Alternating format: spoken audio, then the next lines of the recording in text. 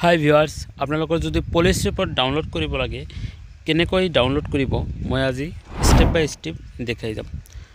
Police report download কৰিবলৈ লগলে আগতে নিশ্চয় এপ্লাই কৰিছে। এপ্লাই প্ৰচেছটো মই শিকাই দিছোঁ বেলেগ ভিডিঅ'ত। কেনেকৈ পুলিচ ৰিপৰ্ট এপ্লাই কৰিব লাগে সেইটো চাই এপ্লাই কৰিব পাৰিব। আৰু যদি এপ্লাই কৰিছে তেনেহ'লে চাওক কেনেকৈ ডাউনলোড কৰিব। প্ৰথমে যেটো পুলিচ সিটিজেন হেতু ওয়েবসাইটত যাব লাগিব। ওয়েবসাইটৰ লিংকটো মই দি দিম। হেতু লিংকত গৈ চাওক মই এতে সার্চ কৰিব আগত পুলিচ সিটিজেন সাৰ্চ কৰিলে ডাইৰেক্ট এনেকুৱা আহিব বা লিংকত ডেসক্ৰিপচনত লিংক দিয়া থাকিব, এনেকুৱা ডাইৰেক্ট আহিব।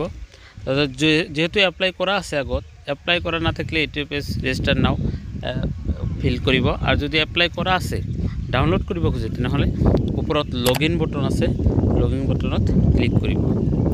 ক্লিক কৰাৰ লগে লগে এনেকুৱা মোবাইল নম্বৰটো আৰু পাছৱৰ্ডটো মাৰি I am not a robot click কৰিব। ক্লিক কৰাৰ পিছত গেট ষ্টাৰ্টত মাৰি দিব। মাৰি দি তলত চাওক প্ৰাইভেট এমপ্লয়মেণ্ট ভেৰিফিকেশ্যন তাতে ক্লিক কৰি দিব। তাতে ক্লিক কৰাৰ দিয়াৰ লগে লগে ওপৰত চাওক ষ্টেটাছ বা স্থিতি তাতে মাৰিব। এতিয়া চাওক মোৰ ইটো হৈ গৈছে, সাকসেস দেখাইছে, ক্লোজ বুলি দেখাইছে ষ্টেটাছ। যদি পেন্ডিং দেখায় তেনে নহল হয়, মানে প্ৰসেছত থাকিল হয়। এতিয়া আমাৰ ক্লোজ দেখাইছে, হৈ গৈছে।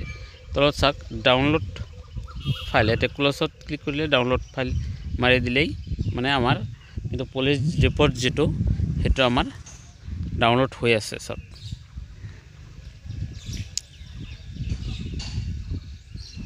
চাওক এনেকুৱা ধৰণৰ পুলিচ ৰিপৰ্ট মোৰ কিন্তু হৈ গৈছে। এনেকৈ আপোনালোকৰ মোবাইলতো ডাউনলোড কৰিব পাৰিব। যেহেতু এটো মোবাইল আৰু ডেস্কটপ ব্ৰাউজাৰত দুয়োটাইতে সাপোৰ্ট কৰে। যেহেতু মোবাইলত ডাউনলোড কৰিব বিচাৰে সেম কৰি ডাউনলোড কৰিব পাৰে।